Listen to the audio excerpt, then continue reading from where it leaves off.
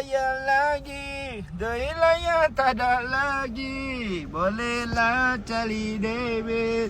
Bang, abang ni kerja apa?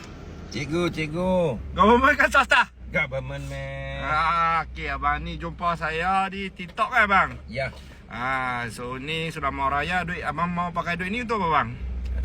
Untuk raya lah. Bagi duit raya. Apa? Beli baju. Standby raya. So saya punya cara okey lah? Okey. Sangat senang. Sangat trusted. Ini, Terus jumpa face by face. Face to face. so ini apa? GOV atau swasta?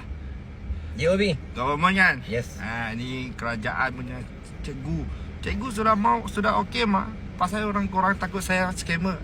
Macam Bukan scammer. Jumpa dulu bukan scammer. Lepas tu banyak orang cakap saya alung tau. Ada sama. I punya cara okey lah? Scammer mana tunjuk muka man. Tak, alung ada sama. I punya cara bayaran okey lah? Cara bayaran saya macam mana? Okey lah? Oi, sangat fleksibel lah. Fleksibel kan? Fleksibel okey. Boleh bincang lah, boleh bincang. So abang ni ada berapa anak? Ada 4 anak? man.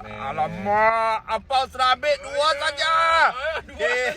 Abang ni pinjam layar, saya kasih angpau ni anak dia. Ni 2.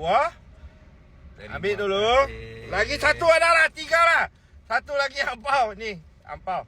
Ni abang pinjam kat I bagi 3 angpau dengan dia anak lah ni. Thank you. So, korang mau angpau tak? Mau angpau cepat-cepat. Beg biru sudah dekat Raya tak sampai 2 minggu sudah.